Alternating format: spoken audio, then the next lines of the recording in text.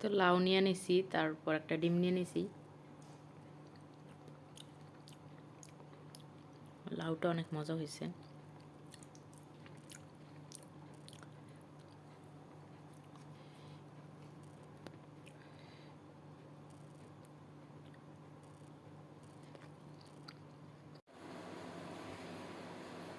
তো বিশাল বড় একটা লাউ আনছে, অর্ধেক ভাজি করবার, অর্ধেক রাগে খেয়ে দেবো চিংড়ি মাছ দিয়ে রান্না করার জন্য। লাউটা একেবারে কষি।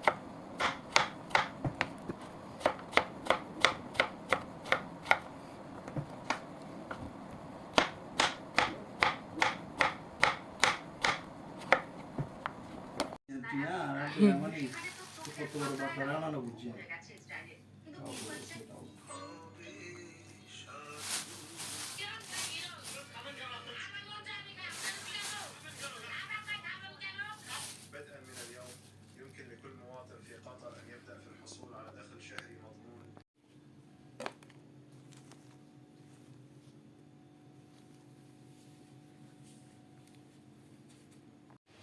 দেখেন, আমি আজকে স্পেশাল একটা জিনিস রান্না করতেছি, সেটা হলো লাউয়ের ছোলা আর আলু কুচাই নিছি, আর এখানে কাঁচামরিচ দিয়ে দিছি। এগুলা ভাজি করব চিংড়ি মাছ দিয়ে।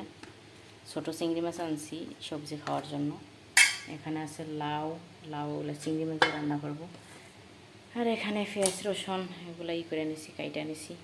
তো আমি লাউ রান্না করার জন্য এখানে চিংড়ি মাছ আর রসুন, হলুদ, রসুনের পেস্ট আর কি, এগুলো সব একসাথে দিয়ে দিছি। এটা হয়ে গেলে তারপর এটা একটা লাউ ঢেলে দেবো আমি।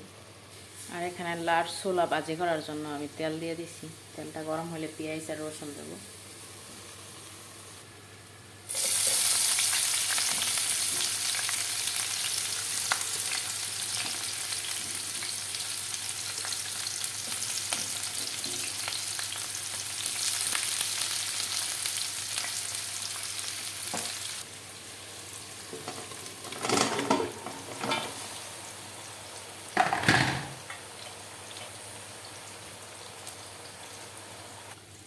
তো লাউ দিয়ে দিছি।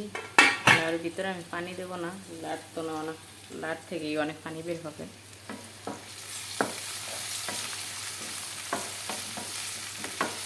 এখানে আমি ভাজি বানানোর জন্য পেঁয়াজগুলো আগেই করে নিই।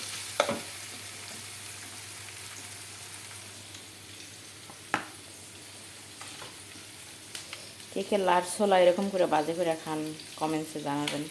এগুলো অনেক মজা। লাউ ছোলা এরকম করে ভাজি করলে আলু দিয়া, তারপর চিংড়ি মাছ দিয়া বা চিংড়ি মাছের শুটকি দিয়া অনেক মজা। একটা আমি বড় একটা দামের ভিতরে ডাইলা নিছি। এখন আমি চিংড়ি মাছ দিয়ে দিচ্ছি। চিংড়ি মাছগুলো হয়তো অনেক দেরি লাগবে। পেঁয়াজের সাথে চিংড়ি মাছটা ভাজি হয়ে যাক।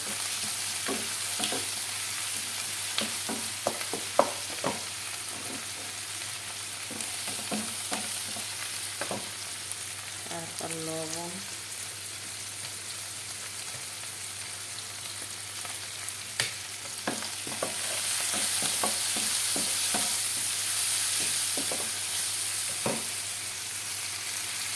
রসুন,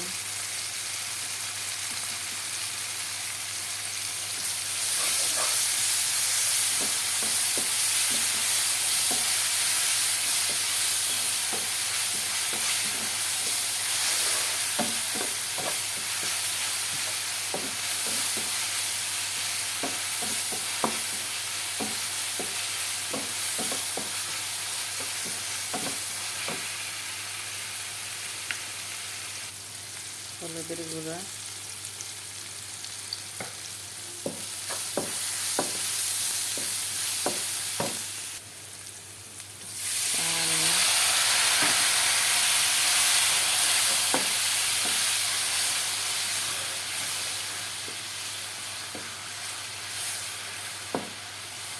এর ভিতরে মরিচের গুঁড়ো ব্যবহার করা যাবে না, এর ভিতরে কাঁচামরিচ ব্যবহার করতে হবে। বোম্বাই মরিচ দিলে তো আরও মজা হয়, গ্রাম আছে আরও। এই তো হয়ে গেছে আমার কষানো। এখন আমি লাউর ছোলা, তারপর আলু কুচানো এগুলো আমি দিয়ে দিচ্ছি আর কাঁচামরিচ একসাথে। এরকম করে আপনারা বাজে করে খাই দেখবেন, অনেক মজা লাউর ছোলা। একটু নাইরা নিন। এই যে দেখেন আমি এখন ডাইটা দেব, আর চুলার আগুনটা একবার স্লো করে দেবো, কারণ এটার ভিতরে কোনো পানি দেব না, এটা ওইরকমই সিদ্ধ হবে। আর এখানে আমার লাউর তরকারির কী খবর এইখানেই।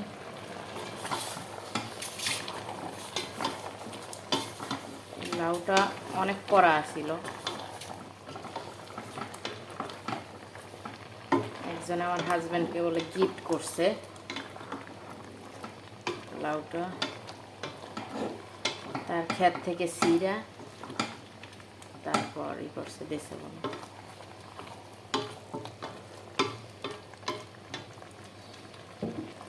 দেখুন লাউর ভিতরে আমি পানি দিইনি, কিন্তু অনেক পানি বের হয়েছে। লাউর ভিতরে আমি পানি আর ইউজ করবো না।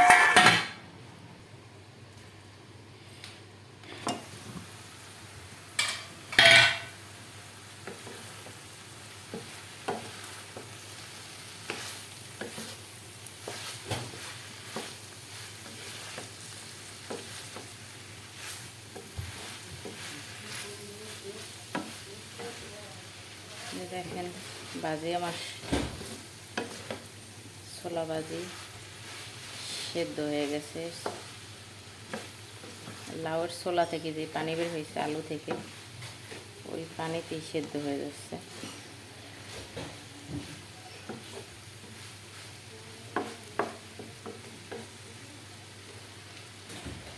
আমার লাউ তরকারি হয়ে গেছে, আমি এখন ফোড়ন দেবো, মানে তেলে দেবো।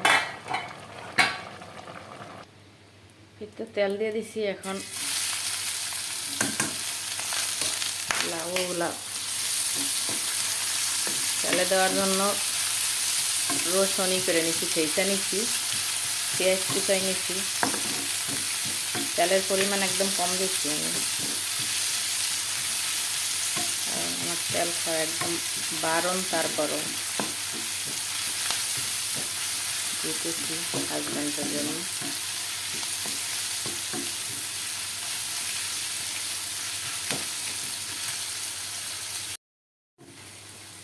পেঁয়াজ রসুন হয়ে গেছে,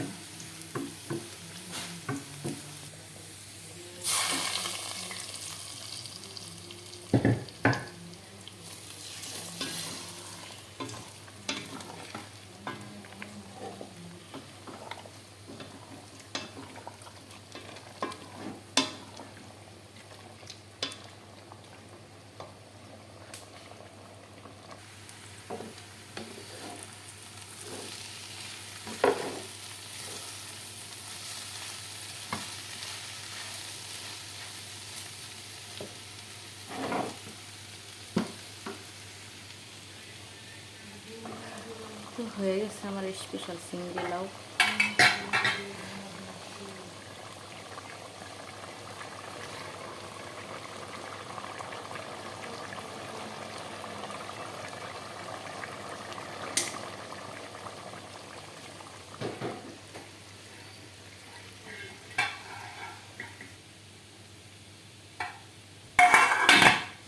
দিয়ে দিলাম একটু জিরার গুঁড়া, আপনারা দিতেও পারেন, নাও দিতে পারেন।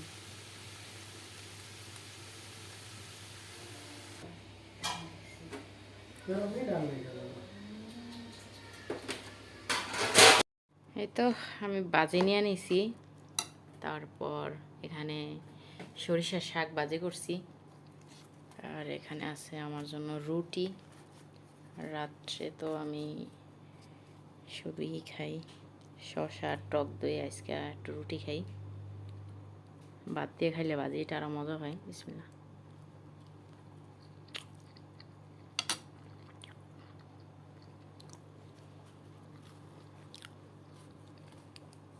সত্যি অনেক মজা হয়েছে আসলে। এরকম আপনারা খাই দেখতে পারেন। আসলে একবার বানাই খাইলে তারপর বুঝতে পারবেন যে আসলে কি মজা এটা।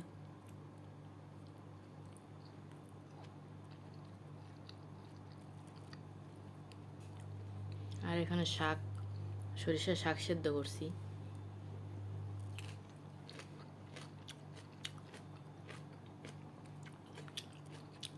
একদমই তেল ছাড়া।